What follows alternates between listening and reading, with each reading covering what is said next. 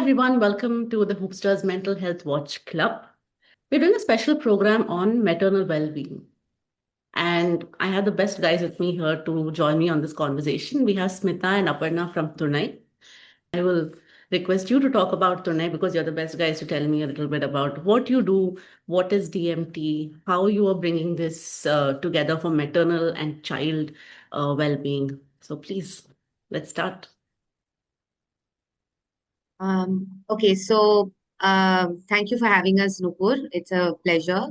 And both Aparna and I have a background in dance and movement therapy and embodied approach to psychotherapy.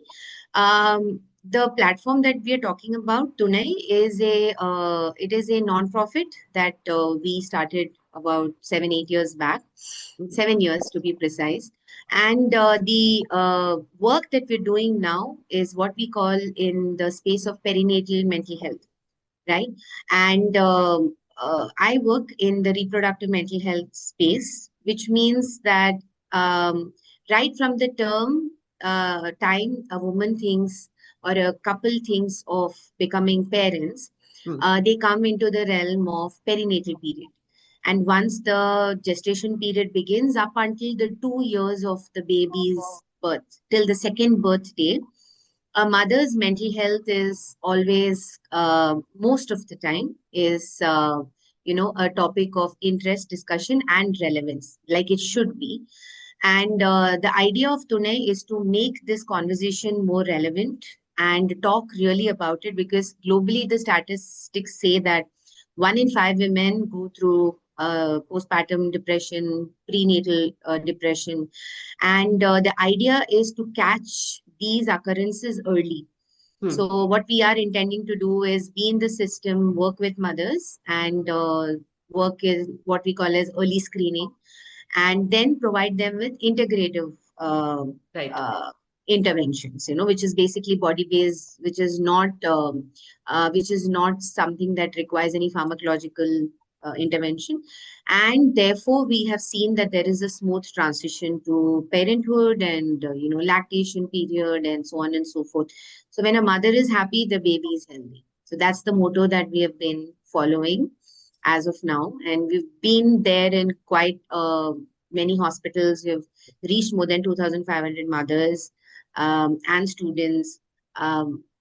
I would say about 1,000 to 1,500 mothers and 2,500 students, because we are making this discussion relevant in people who are learning psychology, which is actually the need of the hour. Right. Yeah.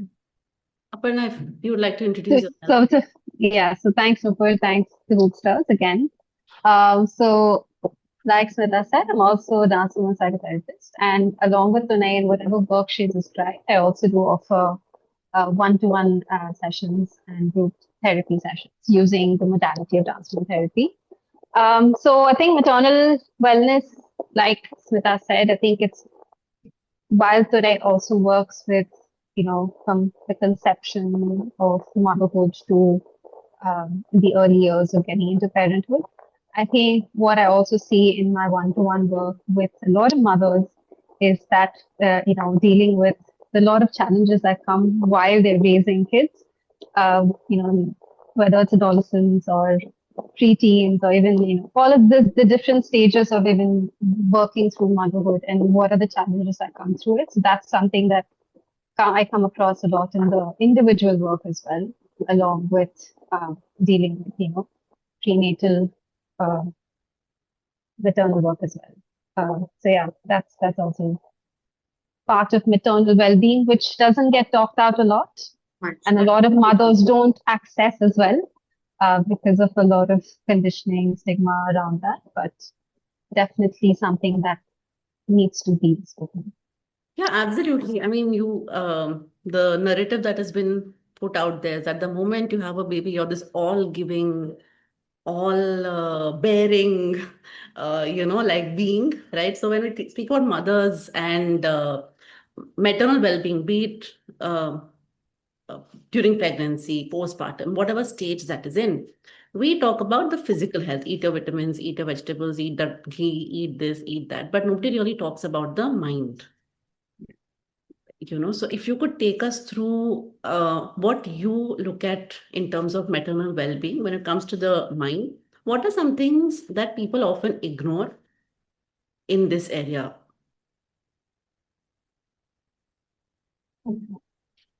Okay, so I'll kind of probably give it a start, and then Aparna can bring in the intervention part of it. Since you spoke about the joy, and that's actually a myth, because the motherhood and the joy, the instinctive joy, is a myth. This is very deep rooted in the psyche of, I think, human, that motherhood and parenthood, aka, symbolizes joy and etc. But of course, there is joy of birth, but the narrative that this is a it is all right for a woman to feel a bit of an ambivalence, angry, and even probably hurt in this journey, because the biggest distressing factor, to answer your question in particular, is the feeling that the feeling of distress and helplessness is equated with failure as a mother, which is a huge cross to bear for any person. And that is probably what we are terming as stigma, etc. So the instant joy is a myth. First of all, it doesn't happen. It takes a little time, like anything, which is why probably nature gives us 9 months to actually incubate and have the baby, you know, and it takes that much time for a woman to even recover in her body.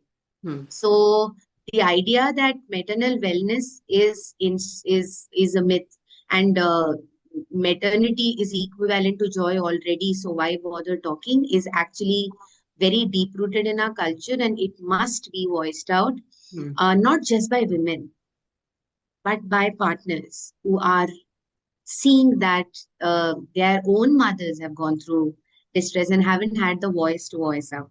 Correct. So this is my thought about the joy part that you mentioned. Of course, Aparna is going to be talking about whatever intervention is, the somatic practices or the body-based practices. Leave that to her.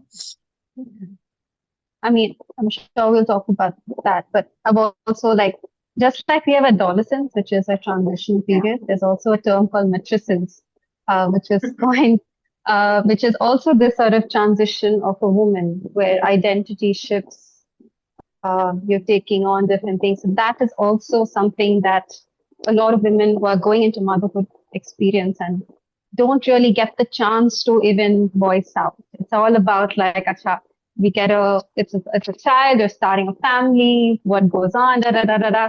So it's all about that, but this idea of a transition or giving space for that is very rarely spoken about.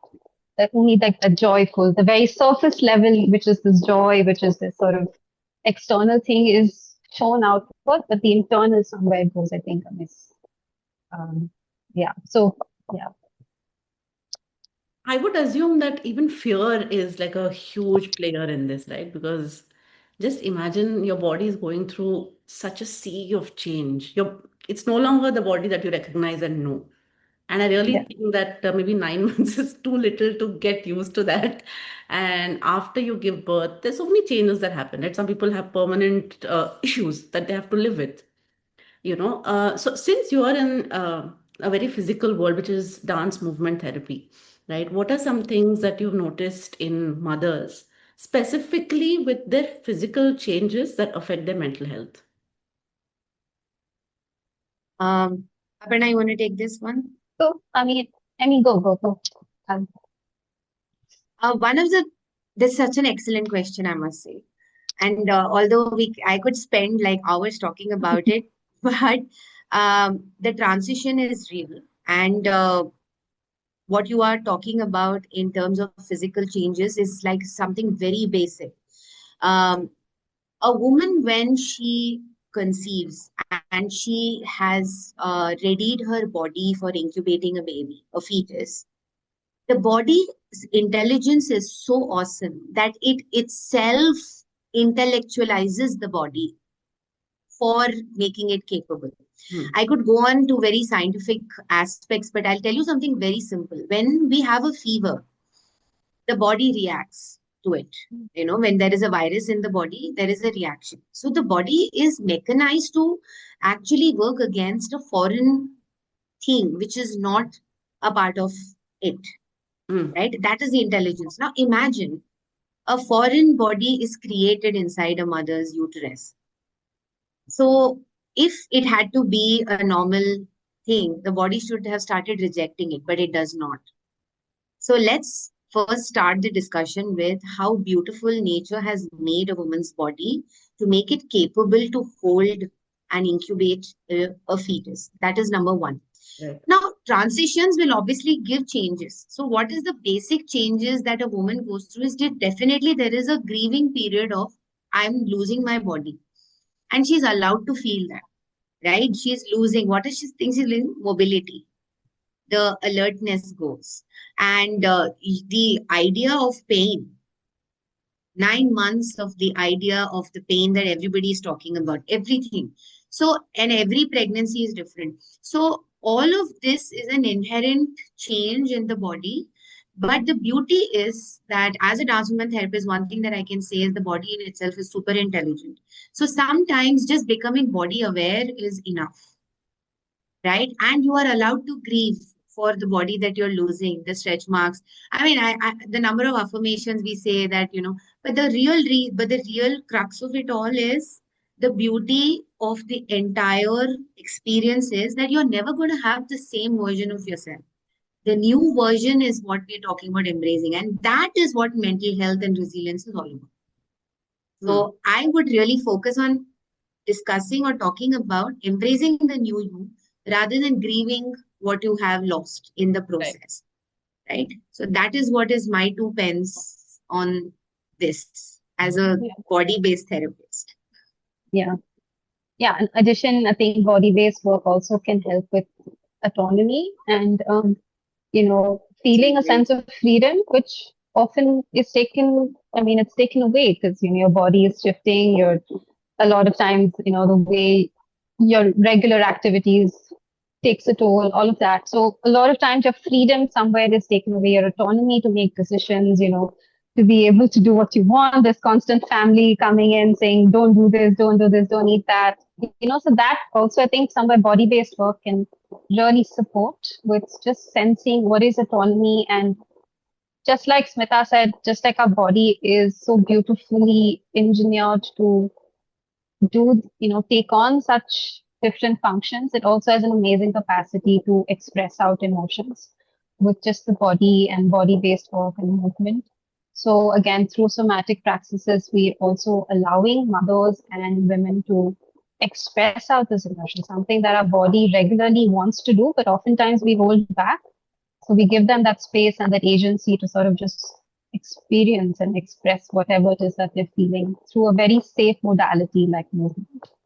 Because sometimes verbally speaking about it can be very jarring at times. Yeah. Okay, can I just add one more element to that before this thing? Is that both Aparna and I are a part of something called Dancing Through Pregnancy and Postpartum. And it's a new wave of movement-based structured practices for women who are even thinking about getting pregnant. And we are talking about readying the body. So I do realize that when I responded to your question, it just seemed like, you can just sit and relax and the body will do its thing. And that's not what I mean. So what we're really talking about is we need to make those efforts because we don't live like the way we used to in communities and colonies where everybody is supporting each other, one woman for another, there's sisterhood, there's brotherhood. We are all now in nuclear setups. We are living in independent houses. What happens inside the four walls is, which adds to the agony. But there is a way. And exercise is actually one of the most understated things. When a woman in India gets pregnant, the first thing that we understand is stop moving, stop functioning normally. And exercise every day actually adds to the agency that what Aparna was talking about. And that is as basic as it gets. So it's not like you can just sit and say ki all the good things will happen. You have to move, you have to mobilize, you have to accentuate good things to happen. And exercise is actually very low key. something that every woman who's thinking of, and I think every woman in any age spectrum must think of it on a regular basis. But if you are talking about the transitions that Aparna was talking about, exercise is key. And it has to be spoken about verbally and endorsed, especially for women, is what I would say. Just to add on question. You're on mute, Nupur. The mic. So this thing about exercising is something which is very, very overlooked. We also have cultural things, that sort of don't let women even move out of the room once they've had a baby. I've seen them go into, what is that called? Confinement is what it's called, right? Confinement. Where they put you in that. So given these cultural, I won't say implication, but cultural practices, and also your, like generations before you advising you that this is the way to do it. What would you tell moms? Because a lot of advice that we get is either too westernized or it's too outdated. You know what I mean? Like there's some that how do they find the balance? How can mothers educate themselves a little bit about these things? Um, Yeah. move. Just move. Just Just try. move. Just move. That's all. Because there are reasons why these practices are in place. Like for example, in Chennai, down south, we have something called Valagapur. Huh. And I think in Bihar, etc., they have, and that is done even before the delivery. These basic practices in Bihar, they do this thing where the mother is given a lot of nutrition. I don't know the name of the practice, but there's this particular time where she's given a lot of nutrition after the seventh month for the fetus to be more healthier, etc., which I think is there across. But these cultural practices are stemming from the fact that we all probably were more mobile Right. before. And now we're talking about uh, really confinement is not equivalent to immobility. Right. So, in answer to your question directly, even if confinement is put in place, there could be so many reasons. Like, I'll tell you a little case. Very recently, I have a mom who has premature delivered. Hmm. She is in the hospital and she has to keep going and feeding the baby. And the reality of premature birth is very different from a normal birth. So for people who don't know, but do not to frighten, but you're allowed to feed the baby like twice or thrice. It's a very scheduled process, etc. So she literally lives in the hospital to feed the baby, Hmm. and she still feels so restrictive. It's a hospital. You have a physiotherapist on call. If there is a complete room to your disposal, confinement is equivalent to staying away from infection. Right. It is not equivalent to becoming immobile. So there are certain practices which you can, breathing practices, which you can do and mobilize your body. So answer to your question, yes, there are cultural practices, and no, we cannot all the time fight it. But if you cannot, what do? Move in your own terms. Take the autonomy of your body. Move. That's what I would say. That's Right. possible. Yeah, I think similar. I think it's also, I'm sure there's reasoning to cultural practices. There is probably thought gone behind it, etc. But I think for mothers today, I think it's important for them to also take hear these cultural sort of things that are Hmm. passed on to your family, but also how do I make this? How do I work around this to make it my own? What suits me? What suits my body? Okay, fine. Even if I'm in a room, do I feel like just walking around the room? That's great. Like feel like doing that. I can still do that. Or take those big balls, sit on it, just allow yourself to feel the weight of your body. Stuff like that can be, breathing exercise. It's or just play music and listen.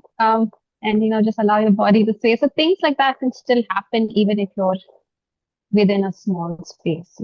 But Um, Aparna, interestingly, there was this discussion that we were having. Move with your baby. uh, Yeah. I mean, and that is culture. You see, every folk dance in India, you take it from north to south, women just tie their kids around them and they're Yeah, moving. yeah. And as the heartbeat rises, the child is getting really attached and the bonding intenses, right? So dancing with the baby is such a beautiful practice, and that is, I mean, it's ours. I don't know how the West got it before us, but we are the ones who initiated it in a way, We used to work with kids around and all of that. So yeah, I mean, I Hmm. don't know which restrictive practices we are only following, but there are a lot of inclusive ones as well. Mm. That's what we need to go for. Yeah. And the child is also moving inside. Yeah, It's not static. absolutely. It's not static. The child is moving constantly. So why shouldn't the mother not move? Yeah, Um, yeah. That said, there is also this huge um, demon. I love social media. Okay, I don't think it's bad at all. It has a lot of purpose.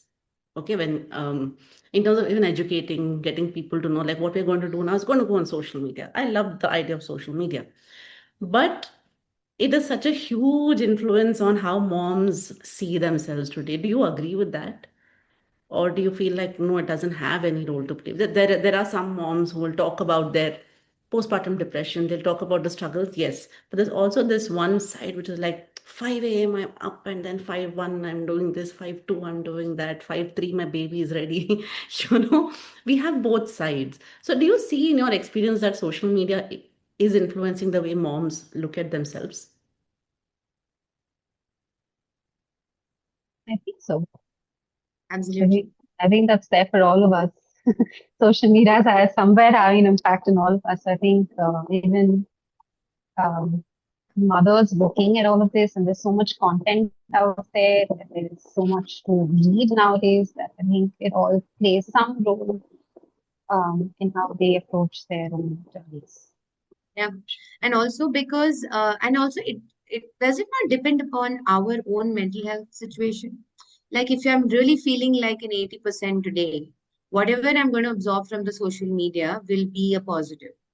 And I Hmm. would like to add and make myself a 100%. But if I'm already feeling distressed, I'm already anxious about, like, for example, the same case, prenatal mom, the social media probably that she's going to be absorbing is more about how to take care of the baby, how to get the baby into proper weight, etc. Now, if you're telling me that she's using the social media to equate and substitute proper clinical guidance, then I would say that is a hazard. And that is not something that any person, even generally, should go in for. Definitely not a new mom, pregnant mom, right? But if it is something that is non-invasive and she's already feeling good about herself, she has a supportive partner, and there is no depression, there's no anxiety, there's no panic. The mental health assessment scores are very, very low. The social media is a boon, but if you're clinically or you are showing depressive disorders, consuming social media can be a bane because you don't see the real reality. The person you're talking about who gets up at 5 has a skincare routine first, then tends to her baby, has somebody to look after the baby who's behind the scenes. It could be any, uh, Bollywood actors, actresses who are doing motherhood. They're doing it right because they have a support circle. And this narrative is something that we need to talk about. I find a lot of women comparing themselves in Chennai Mhm. with Nayantara and saying that, oh, she did it so well, but she had a story too. She had to go through many other things which you did not. And I think as counselors, the responsibility of body image comes on upon us to really show them the mirror. But I don't ever say that social media is a good or bad. It really depends on where I am today. Mhm. If I'm not an 80%, then I don't think I will consume anything that will make me a 100%. It'll only it's just the state of your mental health. Right. That is what it is. Aparna, do you want to add anything to it? I think what she said is that it goes for anybody. Like social media, take it with um, a pinch of salt. I would say, like take information that's useful for you, discard information that you feel is not suitable for you. I think that goes with anybody, for all of us in relation to what's out there. Yeah. See, and And it's not a substitute for clinical guidance. It's not at That all. is very, very important. Because I find, I don't know if Aparna has experienced this, but when moms come in, they come in with like workouts. It's like, I want to do this, this, and this. Smita, can you get me to from here to here? And I'm like, 1 minute, do you even? And she's like, I want to know if I have diastasis recti. What do I do now? First of all, do you know how to check yourself for DR? Leave it to the professionals. Go to a physiotherapist. Talk to your doctor about it. Then you come to me. I'll be able to help you. Rather than treating yourself for an issue that is not there just because it's the fact. So yeah, in a way, you need to really ground yourself before you use social media, is what I would say. It's a rabbit hole. that Yeah. So that said, see the idea that maternal well-being is important for the child's development exists. Okay, we tell Mm-hmm. say good things, be happy, listen to music, read good books, all this we say. The child can hear everything that you're saying, blah, blah, blah, all of these things. But somewhere I feel like there are some signs that people miss. It's impossible for a mother who's going through all of those hormonal changes to always be happy and say, oh, baby is coming, I will always be la la la la. It's not possible, right? And somewhere that might make her feel inadequate. That might make her feel like, oh, I'm supposed to be happy at this point, but I'm not. And she cannot show it outside because everybody will say, "Arey, arey, khush raho, keep smiling, keep laughing, you know. And maybe mothers sometimes even put on an act, you know. So, what are some signs that maybe partners, family members, friends can look out for, which signals that okay, mom is not doing Mom's not great okay. right now. She's not okay right now, and also tell us if you have seen any effect that maternal mental health has had on the baby. I want to look at the adverse ones, not the good ones. Mm. Okay, so I'll just kind of talk about the first part of the question. You was talking about mothers putting on a mask of, and that's very common. And the reason that it happens is because of societal expectations, right? And but the real talk about it is a big part of what we are working on. Thunai is working on is becoming aware of transitioning mental states. So telling a mother that it is okay to not feel fine, it is okay to talk about your mental health, it is okay to say that I'm going through a mood swing, etc., and talk to a partner about it is very important. Another very big hand or a branch of what we do is actually educating the family. Mm, In fact, we are in the process of doing series of workshops for the seniors in the house, because a Gen Z mom is going to be very different from the kind of moms that they have been or they have witnessed in the media, movies, etc. So, how to equip oneself, right, to actually be the senior who in the house, in the family. Talking about partners' mental health, the male is generally most of the time clueless because they don't understand the female anatomy. They don't understand what's happening in the body. So start from there. Really educate the fathers. Now, doctors, in all humble thought of mine, they have no time to reach out to every person in this way. So the onus and responsibility falls on the parents to be, or psychotherapists like us who are educated and who know this stuff. So reach out to the right person. A perinatal counselor is the correct place to go, who will actually give you an end-to-end solution from your lactation to your questions about nutrition to questions about partner support, etc. Right? So the signs that come in, Nupur, you would be surprised. It could just mean something like lack of interest in intimacy, one of the first signs.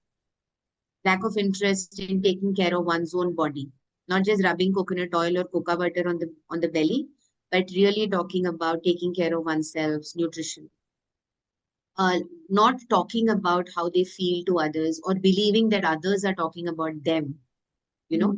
And the WHO has actually come up with something called the Thinking Healthy program. So it is like a mandate that the World Health Organization also has taken it upon themselves to actually talk about this shift of helpful and unhelpful thinking, from unhelpful to helpful thinking. So these shifts are very subtle, but you can spot them. From a partner's perspective, I just gave a few examples, but the best person who can actually talk about this is the gynecologist. Mhm. She sees the woman through and through in terms of how she's transitioning. They don't have the time to address it. Mhm. We just don't have enough doctors. So the person in charge of taking the step forward is a perinatal counselor, a counselor who knows about reproductive mental health, who normalizes. And we do have courses for partners as well. We have some courses where people can come in and take up like a 2-hour program and understand how to provide partner support, right? And it all depends upon the initiative that one person is ready to take.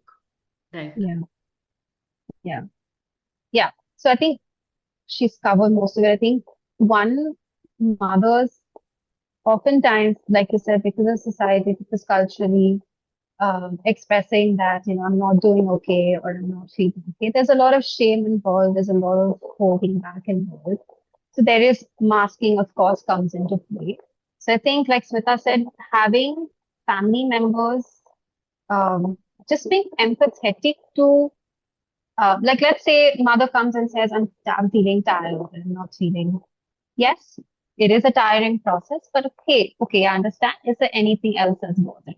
I'm wondering, is there anything else that you'd like to share? That extra bit of response, other than it just being something physically related, just asking an extra step of questions, reaching out to them, saying, listen, I understand you're tired. Let's talk about it. What are you feeling? How is this process for you? What are you experiencing? You're going through.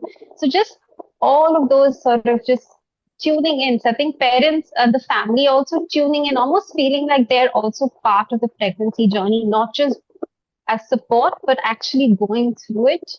I think that somewhere is important. And I think that's where our Thunai trainings also come into play, where we're taking it to the families, we're training them, we're training students to become perinatal counselors. All of this, I think it's really important to have these conversations as well. And like Smita said, also, gynecologists do come into play because, like we said in the beginning, our body intelligence is so much that even the slightest emotion that's kept in, it's going to show in some form or the other physically, right? It's going to show up, whether simple example, like when we get stressed, at least my example, when I get stressed, I get a bad cold or I get a headache. Right? Our body is also expressing that, okay, hey, listen, you need to address something inside. So Right. even if the physical symptoms can be addressed with a lens of the emotional or the mental, then that itself creates dialogues and conversations at home. Right. Now let's come to dance movement therapy, right? Uh, I look at dance. So I'm sorry, Nupur, I just realized you had asked about developmental mother's mental health having an effect on the baby, right? Correct, correct. Yes, please. You want me to answer that? I want to go into that and I want to actually speak about some, maybe an anecdote or something like that, where I don't want to scare people, but I want to tell them that, this can happen if you ignore your mental health. Right. So, yes, let me just answer in one big yes.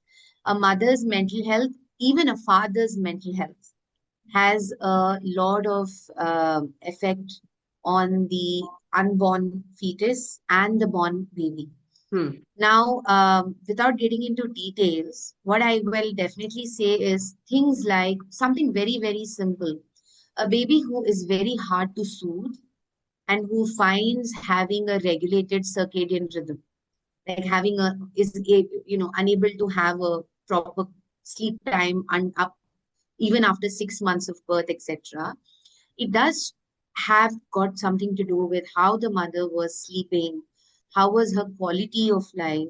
How was her mental state? How was she dealing with anger, distress, etc.? And the effects of a mother's mental health in utero really affect the baby up until adulthood. And these are things like inflammation issues. There is a lot of talk about ADHD as well now, right? And while I'm not going to, say that this is the reason, I'm just going to say that it does play a role.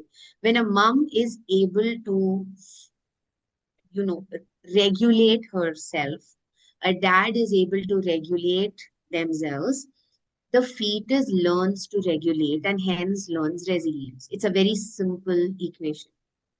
But if the baby and the fetus is not modeled to have a high emotion level of cortisol and then come down to normalcy, they generally tend to work or develop into adulthood as people having lack of resilience or who are most dysregulated, have anger issues, etc.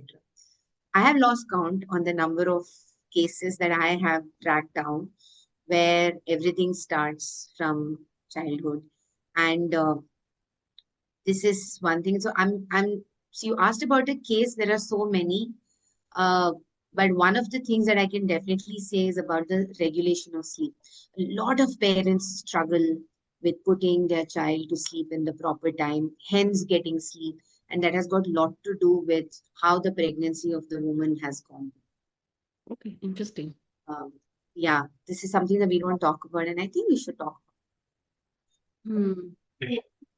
Another thing developmentally is like, I mean, what Smita was saying, we also have we have the attachment theory, which all comes from, it's how your attachment style, how you form relationships in your adulthood are formed from your relationship with your caregivers, right? Right. Right. It's a direct link, and there's, if you've had like a very anxious uh, relationship with your caregivers, that's what's translating into a relationship that you form with, let's say, friends, your partners, romantic, whoever. So developmentally, all that matters. And another thing that I think, since you asked that, I mean, one thing that I do come across a lot is intergenerational uh, trauma, which is, I know it's a heavy subject, but I know it's, again, we're speaking about it being passed on generationally.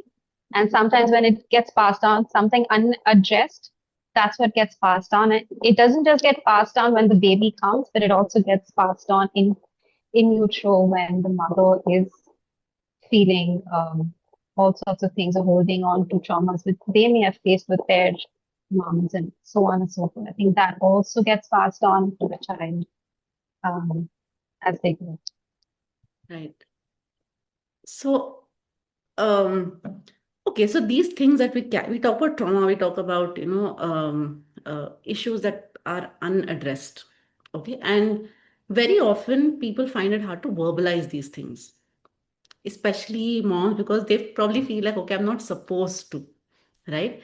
Now, what role does dance movement therapy, which is, I believe, also a medium of communication, play with unraveling these things? Is there something that you've noticed which is like, wow, she never spoke about this, but her body remembers this? Aparna should take this question. Yeah, it's our body. Like you said, sometimes words, like, I think Kevin said, it's very like jarring. You hear yourself. It's like, how can I even say this? And sometimes human brain filters and rationalizes and Yeah. what is the other. So but our body has the capacity to express and communicate very authentically without filters coming into play. And why I say that is because it touches your unconscious. It touches you. It comes from a very unconscious place. And all the things that are unsaid, all the things that we don't allow ourselves to say out, gets collected. We say we bottle it up, and it's just a saying that we say, but when you're really thinking of bottling up, where are you bottling it? You're technically bottling it into your own body, your own system. So our body has it communicates. It's constantly communicating it, whether it's in me holding my body tight, whether it's in me fidgeting, whether it's in my breath patterns, whether it's in the way I sit, walk, the way I eat. our body is giving us signs, but we don't often listen to them. We don't often access them. So dance movement therapy gives us that opportunity. One, it's a safe modality, right? It's not, it's a creative one. It's a creative element, right? So you're using creativity to express things out, things that may be very difficult to express. You're using a different modality to sort of share it with somebody else. So it becomes safe there. And it also touches upon these unconscious, deep rooted emotions and thoughts that we often don't have access to through words. So that's why movement is extremely, and it's our natural language, it's our first language. We express through movement in the very beginning before words even came to play. So we're literally going back to that time where everything was so, I felt, I expressed. The baby feels hungry, cries. The baby likes something, it grabs, right? So it's a very feeling and expression is so organic. So we're literally allowing individuals to go back to that space of just having that authentic feeling and communication. Is there any anecdotes that you can share? The reason I'm asking for anecdotes is it's easier for people to relate that, okay, Mm. is how this is how it translated into physical expression. When we say Right. that what you hold inside translates into a physical expression, it's very difficult for people to visualize it. So if you can give me a Right. visual of something that you witnessed. I will give not one, I'll give you two, and Mm-hmm. that will completely, into what Aparna has kind of elaborated, right? One of the first things that happens once a mom births a baby is that there is a very, it's a very, it's, you, the body itself becomes very robotic. Caregiving becomes very structured. And definitely, when something like that happens, your body tends to become numb. You become quieter. The body is more in a robotic way where you're doing so much work. You're lactating, the baby's on you, then you don't have time to bathe, you don't have time to breathe, literally. So all of this kind of restricts your body movement as well. And this happens to almost 80% of the moms. And they don't, it doesn't matter if they are dancers, non-dancers. In fact, one of the, I'm one of the things that I'm studying as part of my doctoral studies also, dancers become immobile once they have babies, right? And these are movers, right? So this is a transitory period. A dance movement therapist will be able to accentuate their bodies. Simply, for example, if a mom comes and says that I'm feeling numb, there's no feeling at all. मुझे कुछ समझ नहीं आ रहा है, ऐसा लग रहा है कि everything is blah, man, right? So one of the things that a practitioner would do is allow her to exaggerate her body with her daily activities. And it could start with something very subtle like a diaphragmatic breathing. Just bringing her to her body, exaggerating her breath patterns, making her present in the here now. And these are things that are, completely gynecologist approved, which you can immediately start off and hence have a very good positive mental health. Is what I would say. And amazing, amazing, amazing, lactation gets better. I mean, just see the ripple effect. It's beautiful, right?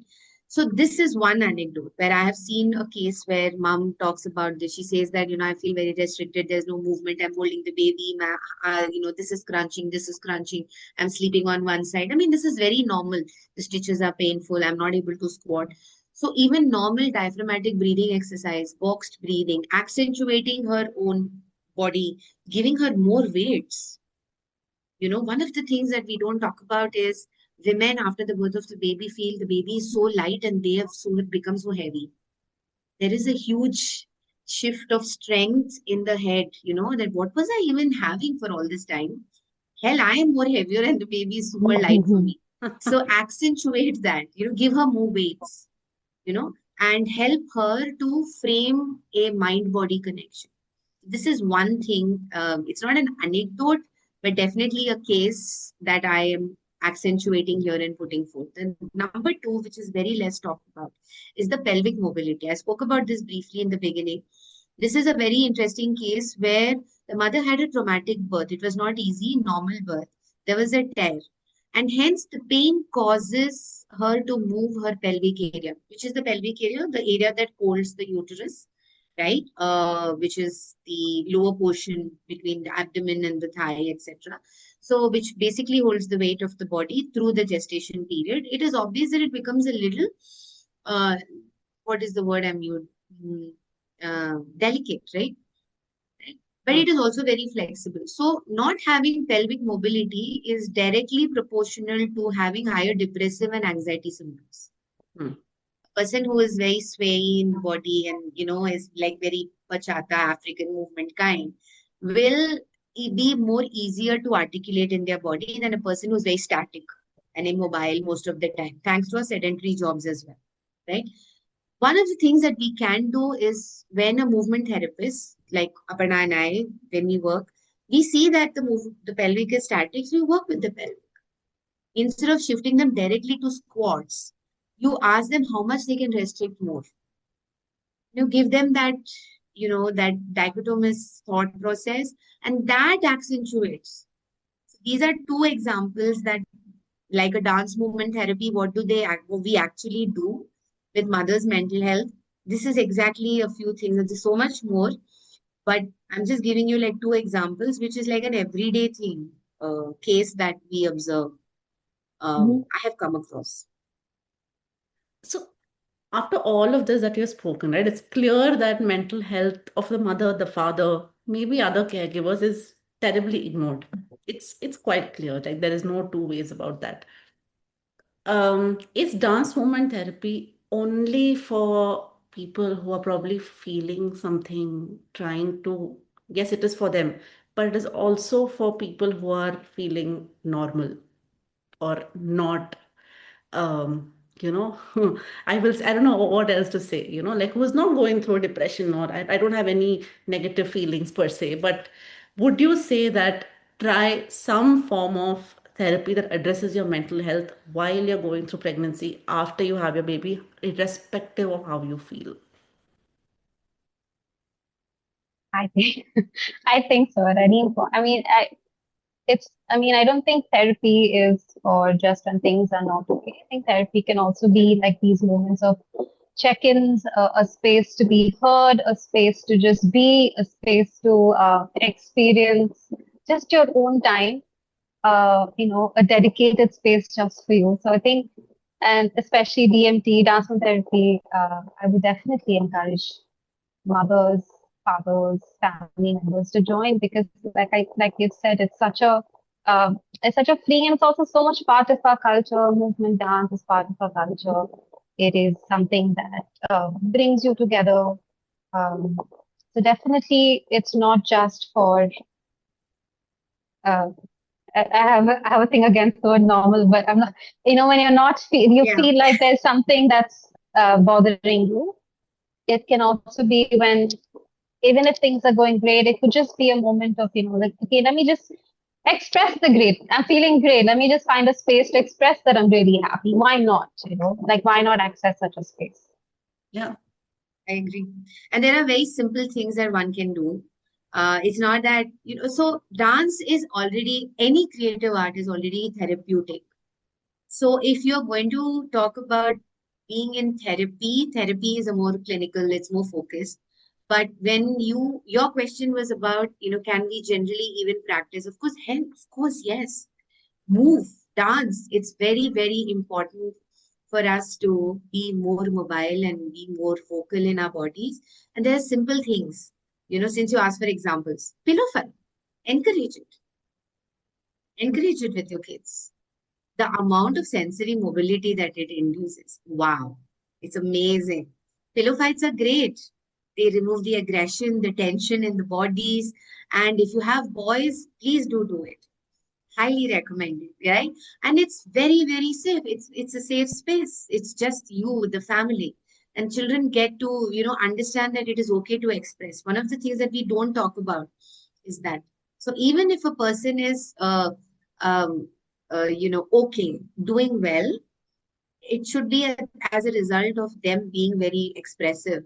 Another thing that you can do is like dance, like every day have a dance routine in the family, and that's great. Even if you don't have kids, if you're planning to have kids, it's a great way to stimulate intimacy, which we don't talk about. Moving together as partners, mirroring each other, right? And these are things that is amazing that one can do, even if they are doing well, doing okay.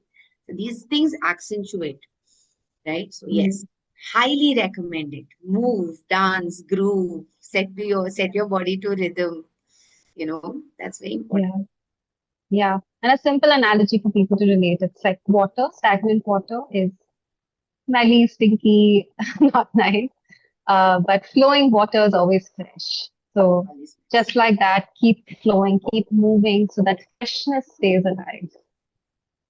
Absolutely. And Work. I would also like to hear from you as a mom, okay, and also as somebody who works with moms, okay, about what is that one piece of advice that you would give moms, not advice, but something that they should keep in mind while they are trying to have a baby, when they are going through pregnancy, and after having a baby.